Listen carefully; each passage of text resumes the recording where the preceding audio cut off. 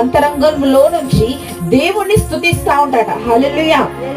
కనుక మన ప్రాణముతో మనము చెప్పుకోవాలి, నా ప్రాణమా యెహోవాను సన్నతించుము, ఆయన చేసిన ఉపకారములను వీటిని మరవకుమని దేవుణ్ణి మనము కీర్తించాలి. హల్లెలూయా. దేవుడు చేసిన మేళ్లను, దేవుడు చూపిన కృపలను దేవుని ఎదుట మనం ఏం చేయాలంటే దేవుణ్ణి స్తుతించాలి. మన ప్రాణము కొన్నిసార్లు ఏం చేస్తారంటే మన దేవుణ్ణి ప్రార్థించకుండా, దేవుణ్ణి స్తుతించకుండా, దేవుణ్ణి ఆరాధించకుండా మన ప్రాణము కొన్నిసార్లు మన మాట వినదు. హల్లెలూయా.